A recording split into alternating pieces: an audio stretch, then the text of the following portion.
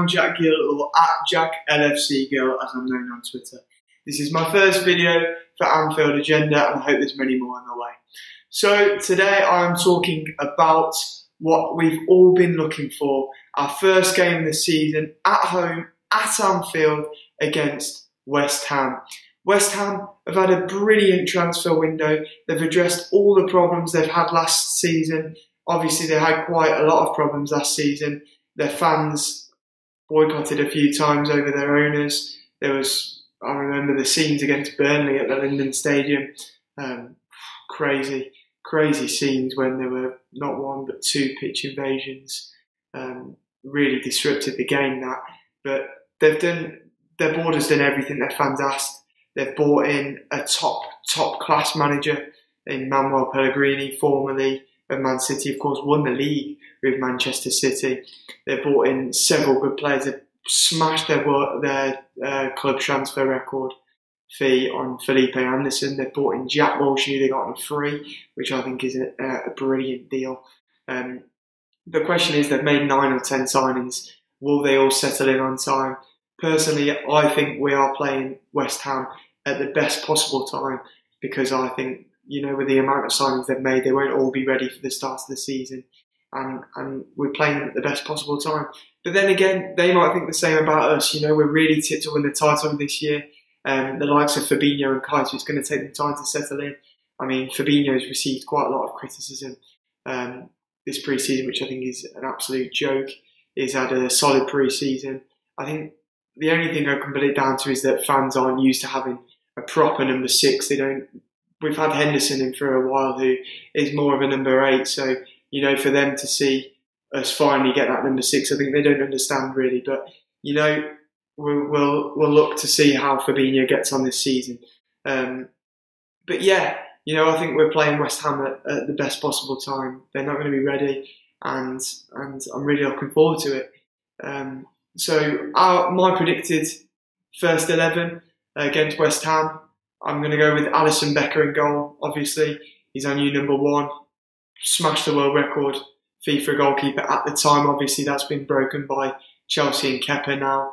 But Alisson, definitely our number 1 for the whole season. There's a question about what number he will get. I've been told personally he will be number 1, and Karius has agreed to give up his shirt number, which, in all fairness, fair play to Loris Karius for that. You know, difficult for him. 2018 started, he was given the title of number 1 by Jurgen Klopp. He made some good saves. It was important in the Premier League towards the end of the season. Champions League, he ended up getting the Golden Glove in the Champions League. But then it came to the Champions League final. He made 2 mistakes. Got a lot of criticism for that, not just off our fans, but globally. I mean, if you haven't seen the video of where Manchester United played Real Madrid in pre-season, where David De Gea has been compared to Alisson, as they're taking the mickey out of him, and it's tough for Karius. It's been tough for Karius, and you know, he got some backing. The doctor came out and explained that it was concussion in the Champions League final. Klopp came out and supported him publicly. We wondered if we were actually going to sign a goalkeeper, and then we did come out and get Alisson, and it was said that Karius was upset then. Now he's been asked to give up his shirt. So, you know, personally, I believe the best thing for Loris Karius is a move away, a loan deal away. I think our supporters may never be able to forgive him properly for what happened. We'll always be worried when he plays. And I think a move away is probably the best thing for Karius, personally. Massive respect for him though, still. He made some good saves for us last season. Even in the Champions League final, he made some unbelievable saves during that game. I mean, it gets overlooked now because of the mistakes he made. But if you watch that final again, you'll see some of the saves he made were incredible that game. But again, I can't stand up for him for the mistakes he made in that final, I'm afraid. So there we go, Alisson Becker in goal. Right back, I'd go with Trent Alexander-Arnold. I mean, there's a question here about should Klein start, should Alexander-Arnold start? Well, I wouldn't be surprised if Klopp starts Klein. He's had a solid pre-season, he's a very good player. But for me, offensively, he doesn't offer what Trent Alexander-Arnold offers. I think Trent Alexander-Arnold is one of the best right-backs in the Premier League. We have we're very lucky because we have two very good right-backs. But Trent Alexander-Arnold is brilliant. For his age, 19 years old, he has a massive future ahead of him, does Trent. And I'd start him. He didn't play that much in Russia. He still looks fit. Saw him play against Torino. It was brilliant against Torino. And I think he should start against West Ham. The centre-back position now, Van Dijk has to start, doesn't he?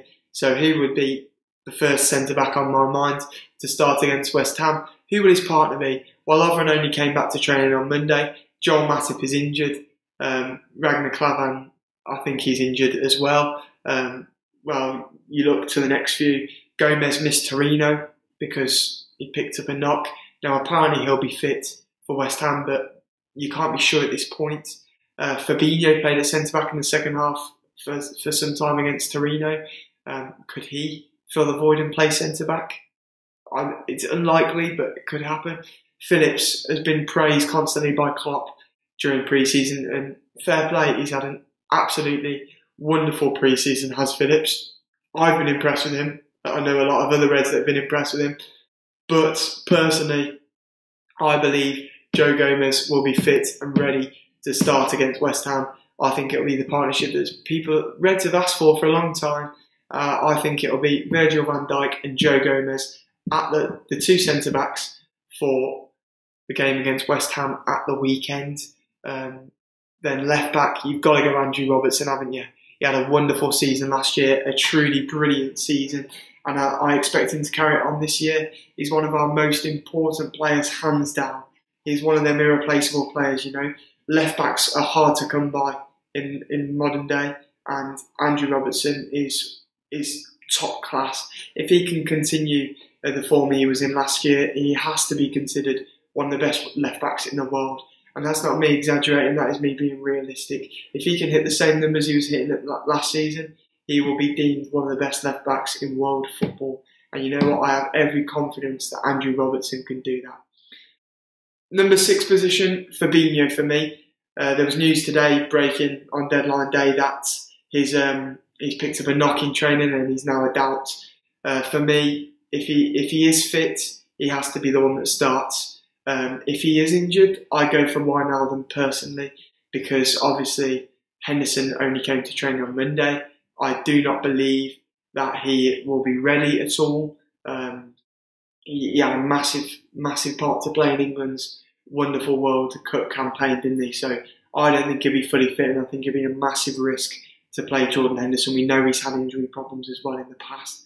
I just believe it will be rushing him, and I think Jurgen Klopp will see that as well. The number 8 positions, it's got to be Naby Keita, hasn't it? Don't expect too much from Naby Keita in the first few games of the season. He needs to acclimatise to the Premier League. Once he's done that, he's going to be fucking brilliant for us. But until then, just give him time. Don't get on his back. Give him time. It's the same with Fabinho. As I said earlier on in this video, he's got a lot of unnecessary stick. Don't do that. Get behind him. Come on. He needs time. They need time to settle in. New league, new system, new manager, new players around you. Just give them time. So that's all I've got to say about Keita.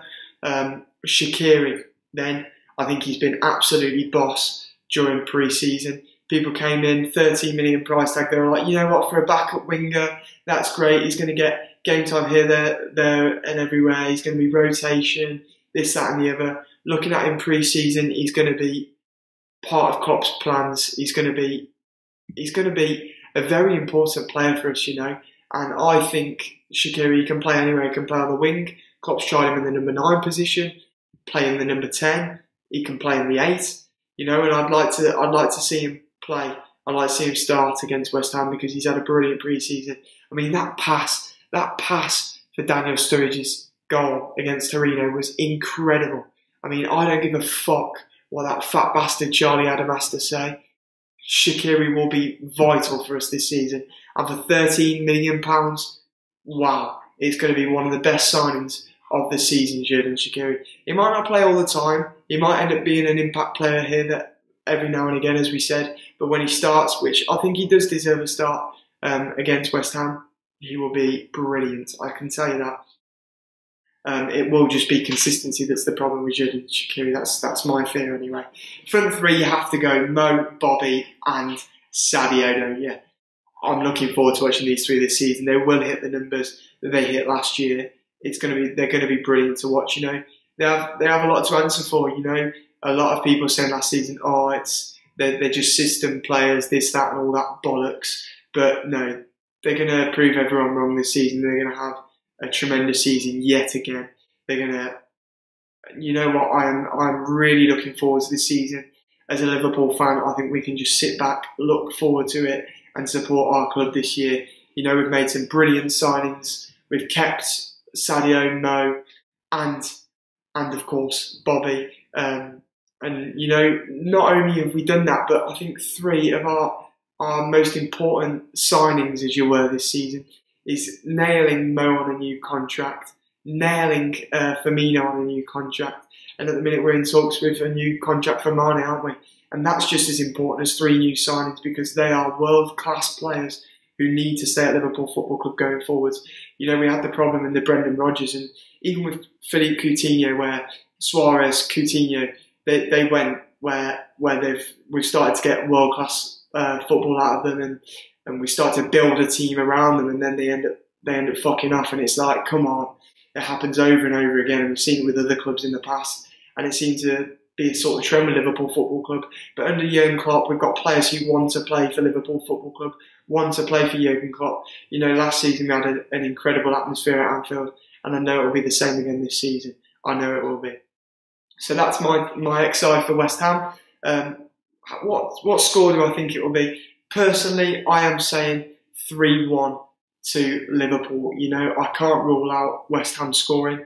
I think Alisson Becker will have a brilliant debut, but I do feel that, you know, West Ham, with their signings they've made, they've got some powerheads in the team now. Arnautovic will have a back four that aren't used to playing with each other, obviously with Joe Gomez and Virgil van Dijk.